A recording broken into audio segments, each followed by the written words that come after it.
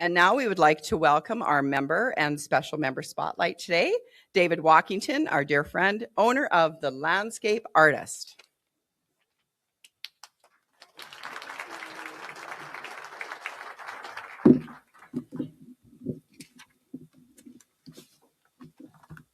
Good afternoon, Premier Daniel Smith, distinguished guests, friends and colleagues. My name is David Walkington. I'm the owner of The Landscape Artist and Homes Distribution. More importantly, I'm married to my wife of Rachel of 18 years and the proud father of 3 daughters, Eva 9, Amara 6, and Zara 4. So I'm forever outnumbered by my ladies, and not just outnumbered, but out-talked and out-shopped at this time of year as well. But hopefully that explains a little bit about why I'm here and why I do everything that I do. But I know this is a business meeting, so I'll jump to it. The Landscape Artist was founded in 1977. And while I appreciate the confidence, I wasn't there at the beginning. I always say I look good, but not that good. But I took over the company behind the scenes in 2017 and officially in 2018, following several years of owning and operating other businesses. The transition allowed the original owner to complete a remarkable 40-year tenure, and we remain good friends to this day, although he makes me buy lunches now. But since then, we've grown the company 4 to 5 times its revenue and margins and expanded from operating only in Calgary to Central Canada, parts of British Columbia, and built teams in Calgary, Edmonton, and Kelowna. We keep Alberta firmly at the center of everything we do. It's where I live, and it's where the head offices are. We focus on premium, high-end landscaping. And over nearly 5 decades, almost a year and 2 weeks from now, we'll be celebrating 50 years. The Landscape Artist has consistently led in innovation, creativity, and execution. More recently, we focused on something less traditional in our industry, and that was collaboration, including working with our competitors. When we started doing that, along came the C word, which entered all of our lives, COVID. But during that time, we were able to grow 2 to 3 times, withstanding the constraints of COVID, and also we launched a television series on CTV. I somehow became the host of a TV show that was on Sunday mornings at 10 a.m., an experience that was equal parts opportunity and ego and humility. Learning to talk in front of a camera was a shocking experience. The first few episodes I watched now are more embarrassing than anything else because the camera was attached to the film crew, and I would talk to it. Hi, I'm David from The Landscape Artist. Look at the cool stuff we're doing behind us. And then eventually they put a microphone on me and I was able to walk around and say, hey, welcome to The Landscape Artist worksite. Here we go. But I can see that journey on the first season of the TV show, and it's more embarrassing now than ever. But during that time, we were surprised by a lesson that we learned, and it was the exposure to our competitors in the industry that were watching what we were doing. On that show, we were able to have guests on it that were other people in the industry, even adjacent industries in the construction. And Brian Baumler himself was a guest on the show and a recurring guest on all the episodes of season 2 and 3. So that was a bit of our, kind of, we can brag a little bit about that TV show. But what it gave us was insight into launching our second company, Homes Distribution, was people were watching what we were doing and looking to find the products that we were installing. Homes Distribution was created to make the premium outdoor living kind of products available, not just to us, but to our competitors and, like I said, people in adjacent industries. Separating the service and the product is always a risk, but it was a deliberate one for us, and it's proven to be the right decision. Today, the Landscape Artist still continues to do what it's always done best, being award-winning landscaping. We have top choice and consumers awards, a lot of stuff that makes us, we're very proud of what we do. But Homes Distribution has expanded that impact by making some of the world's best outdoor living products available in Alberta. Our simple guiding mantra in doing that was, if it exists anywhere in the world and meets our standards, we believed it should be available for us as Albertans. We asked 3 questions of every product. Can it be available in Alberta?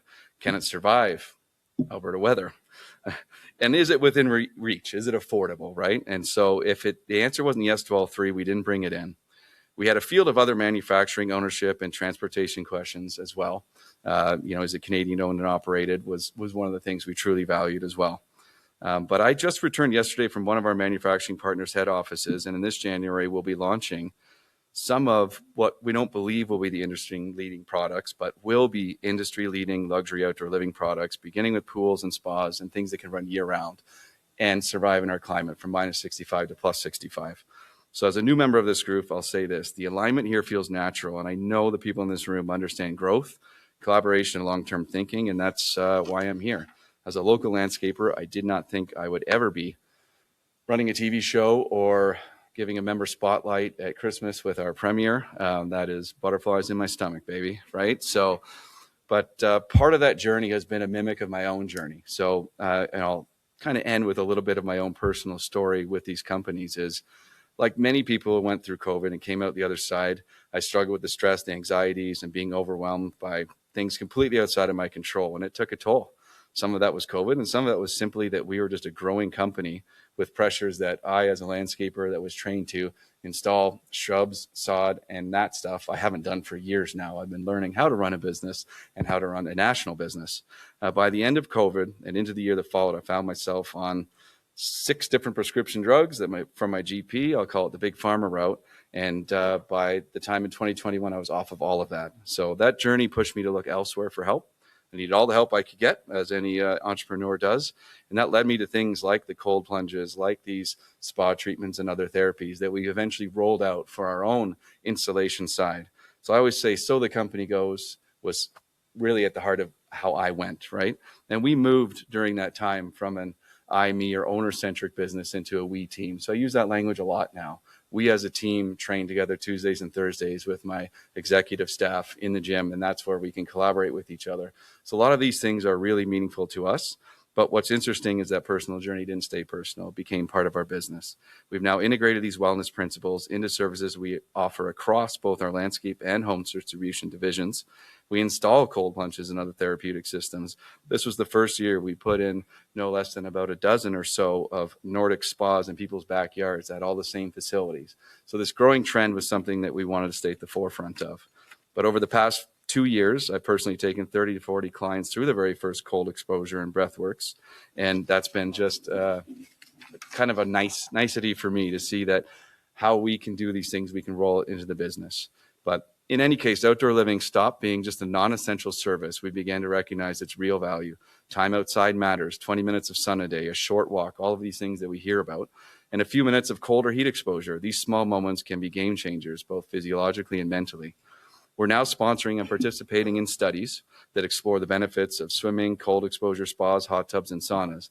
These aren't essential services, but they can measurably improve happiness, dopamine, serotonin, and all these things that can make life better. And that's our goal. If you know anything about me, this is my journey, right? We've been making my own life better and my own family's better, and that evolution moved us into this outdoor living commitment to Alberta. We live in Alberta, we have winter, and even in those months where we do have winter, we can build outdoor luxury environments that are used and benefited from year round. So if you remember anything about me today, remember this. My story is about choosing better for myself, but that same level of offering and care and craftsmanship has rolled into what we offer as a company. So thank you very much for having me. Thank you to AEG and President Catherine, and please have a happy Christmas.